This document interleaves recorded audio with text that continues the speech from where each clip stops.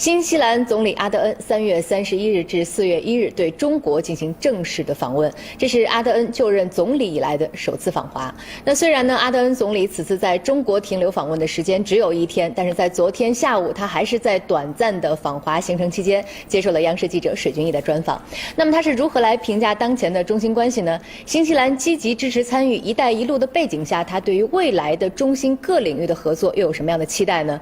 对于广受外界关注的华为参与新西兰5G 建设，他又做了什么样的表态？对于不久前发生的枪击案，他又说了什么呢？接下来，让我们一起来听一听。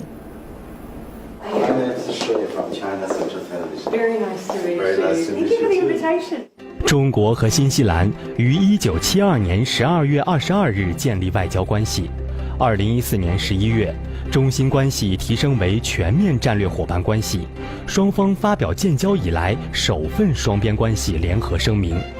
建交47年来，两国高层交往频繁，双边关系发展顺利。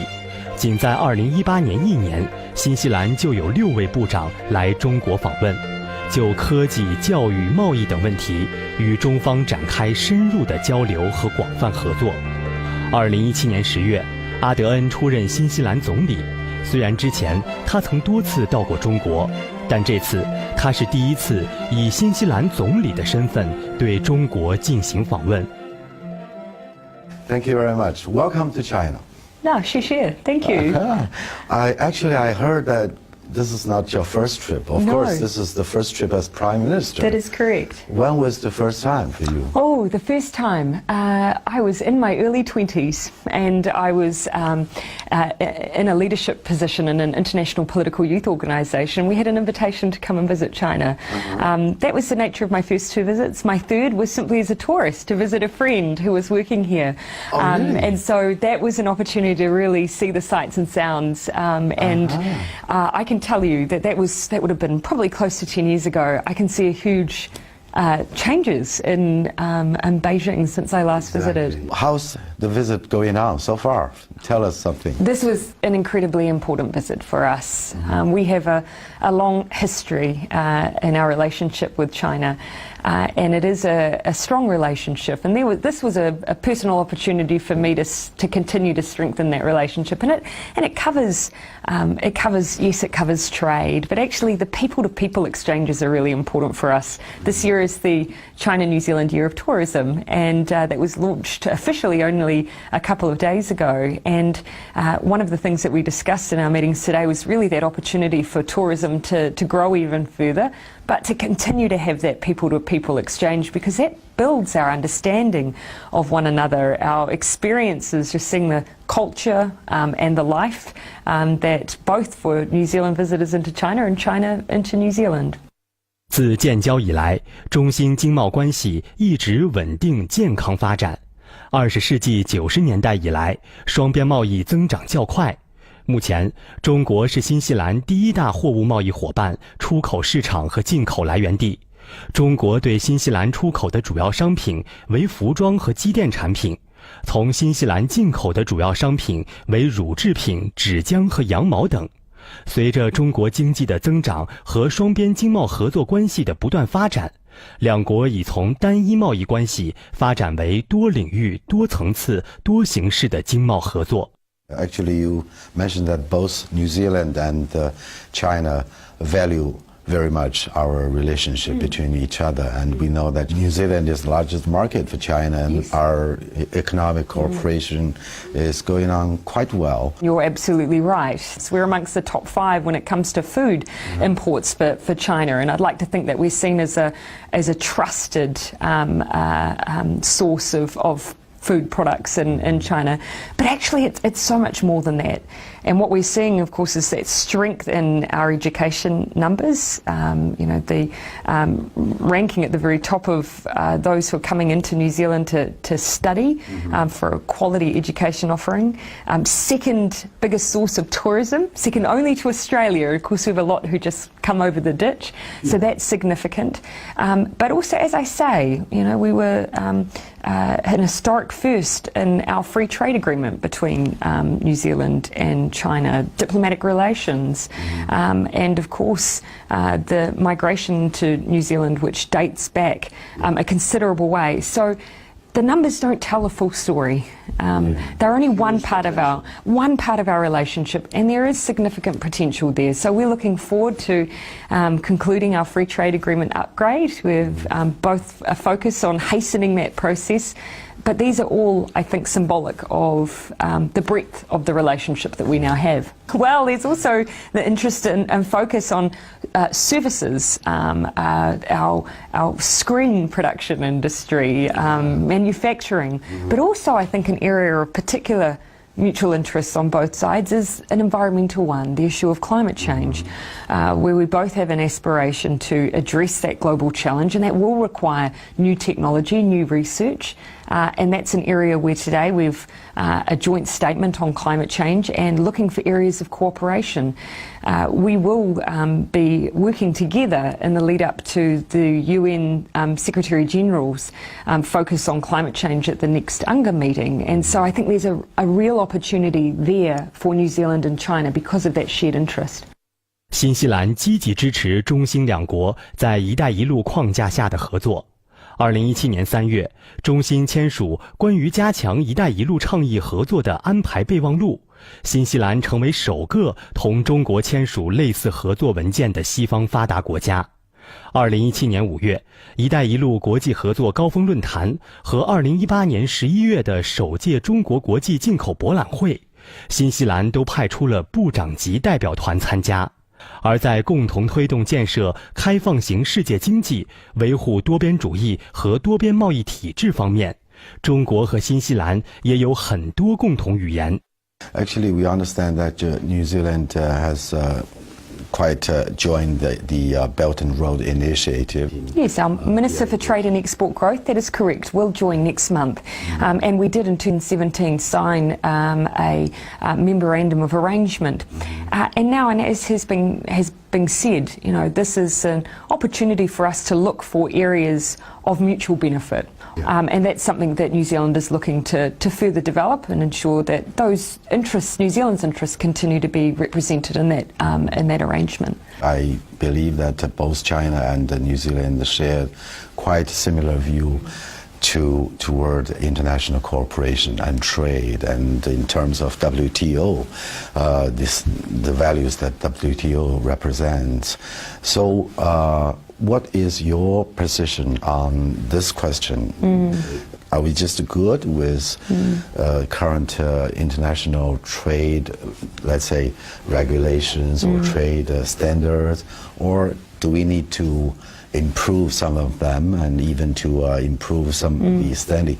How can we face the challenge of this trend of protectionism and isolationism? No institution is perfect, and particularly those institutions that rely on the support and mutual consensus of a range of different states. So this is a matter of, I think, ensuring that where we see gaps, where we see the need for reform, that we work to build consensus on those areas. And there are areas where we would agree. There is an argument to be made for WTO reform, but without losing the basis on which these organisations exist and the strengths that they possess. I think the other issue we have is not blaming those multilateral institutions for challenges that actually we need to be addressing domestically. So there has been a view that that trade, for instance, may not have delivered for everyone in the same way, that there hasn't been even distribution of the benefits of trade. Well, those are actually things that we need to acknowledge domestically and look for resolution domestically on those issues, rather than blaming those tools and trade generally. Now, we're doing what we can in New Zealand to address that issue, and we simply encourage other countries to do the same. A country like New Zealand, we're very focused on ensuring that rules-based order is maintained, that those multilateral institutions are strengthened, that bodies like the WTO maintain their important position as as arbiters in trade relationships. And so really I think that there is an opportunity there for us to, as a global community, strengthen that dialogue and focus on being outwardly looking, and where there are disputes, to use those bodies and those approaches to resolve them. And I see areas where China shares that same view. The second major issue I think we face as a global community is climate change. And China has acknowledged that challenge. And again, that joint statement we've signed today, I think, demonstrates that no matter your size, there are collaborative areas of collaboration that nations like China and New Zealand can work cooperatively on, because we both see the threat this poses to our global community. 去年11月，新西兰通信安全局突然以所谓国家安全风险为由，反对新西兰的电信服务商斯帕克电信公司使用中国华为公司的 5G 设备，这被一些西方媒体炒作为新西兰禁用华为，也一度让中新关系蒙上了一层阴影。华为公司是否能够参与新西兰 5G 建设这个问题，受到了各方的高度关注与热议。Talking about our trade and bilateral relations, and also notice your briefing for today's visit, and also meetings with the Chinese leaders, counterparts. I noticed you mentioned that actually that New Zealand welcome all kinds of investment by China or by Chinese companies. I believe you noticed that sometimes it's not going so smooth. For example, the case of Huawei in terms of 5G. It's a hot issue among the Chinese, my viewers and the Chinese audience, and they would think, would like to know what is the basic position from the side of New Zealand, because with the development of China and also success of so many Chinese companies, they would like to join the, let's say, construction, even in terms of telecommunication. Yeah. And we welcome foreign direct investment into New Zealand that really boosts and contributes to our productive economy, and that's a long-standing position. We have a very specific piece of legislation, though, that applies to our telecommunications sector.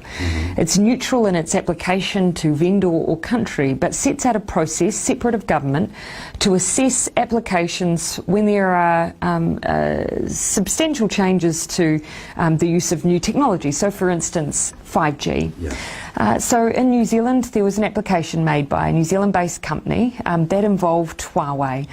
Separately of the government, our Security and Communications Bureau responded directly to the New Zealand-based vendor with security risks that they were seeking to have mitigated. And that's currently where the process sits. I've seen some suggestion that Huawei products have been banned in New Zealand. That's simply not the case. We already have Huawei products in New Zealand, and Huawei already operates in New Zealand. However, this was a specific new application, and as I say, we're midway through a process, and currently that process is directly between our regulator and with the New Zealand vendor. But people notice that the American government has been pressing some of its allies of blocking any kind of a potential use of 5G technology from the side of Huawei. Will New Zealand be influenced, your position be influenced by the United States? No. In fact, New Zealand stands very firmly and proudly on a independent foreign policy. Regardless of the views of others, our process is our own. Regardless of the position of others, New Zealand will determine its own activities in this space. New Zealand has not been pressured in that regard, but even regardless, it would make no difference. We determine our policy and our position on these matters. 新西兰一向被认为是一个和平宁静的国家，然而3月15号，在新西兰克莱斯特彻奇发生的严重枪击事件震惊了全世界。阿德恩总理在国内面临特殊重要议程的情况下，专程来华访问，充分体现了他和新西兰政府对中新关系的高度重视。I want to say that the international public noticed you particularly during the recent Christchurch terror attack, and they see a very determined. Tell us some of your personal feelings at that time. I mean, it must be a huge challenge at the time when you first learned about this terror attack. Absolutely, and New Zealand is an incredibly safe country. And continues to be. This isn't the kind of a situation, a terrorist attack like that we have had experience with, and it was, as you will have seen from some of the international reporting, it was not a New Zealand citizen, but someone who chose New Zealand as its target in that regard. My response, I would like to think, was simply the response that New Zealanders would have wanted, and that themselves displayed in the wake of that attack, and that was to fiercely defend our inclusiveness, our compassion, and our values as a nation for all those who choose to call New Zealand home. But my focus also was very singular, to ensure the safety of the New Zealand public, to respond to any gaps that there existed in our gun laws in particular, to ensure that safety, and to defend New Zealand's position as an inclusive, compassionate country.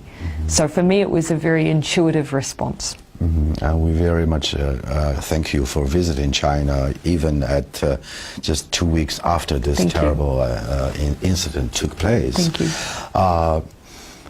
But after 2 weeks, people still are wondering, for a country like New Zealand, so peaceful, so tranquil, this kind of thing would be just out of imagination. How could that took place?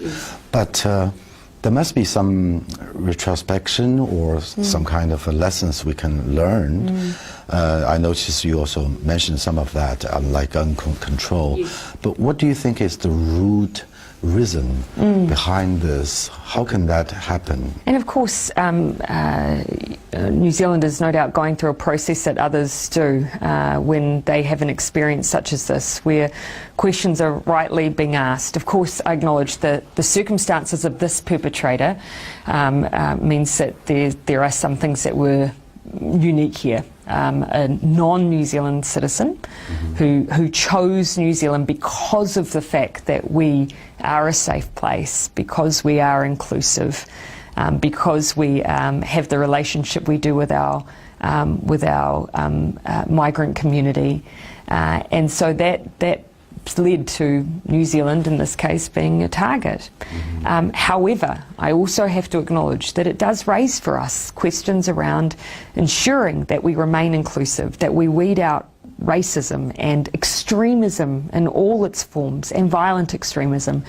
That is a period of introspection that we of course are going through and will continue to go through. And I know that although I may not have all the answers now, it's incumbent on me that I do.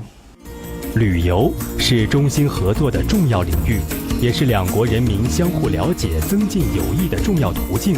1999年，新西兰正式成为中国公民自费出境旅游的目的地。现在，中国是新西兰第2大游客来源国，也是增长最快的游客来源国。在2018年里，有大约45万人次的中国游客前往新西兰。2019年为中新旅游年，两国将举办旅游展会、中国旅游文化周、新西兰之夜等一系列活动。对于中国游客来说，新西兰哪些地方更值得游览？阿德恩总理又是如何回答的呢？ Well, you just mentioned that this year is also the tourism year of China and New Zealand. So if a Chinese citizen asks you, where can I go to visit New Zealand? Do you have any recommendation for him or her? The entire country. I think the challenge for us and this particular focus of the year of tourism is that we have the places that people naturally gravitate to, but actually we really encourage people to explore beyond the natural areas of Queenstown and Rotorua and Auckland, and actually look beyond to some of our more remote parts of New Zealand. It is a country that contains enormous beauty, a unique culture. Māori culture, I think, is a huge draw card in the experience it can provide. And so my tip would be go off the beaten track. Okay, thank you very much, you. Prime Minister. Thank you. You. Thank you. Okay.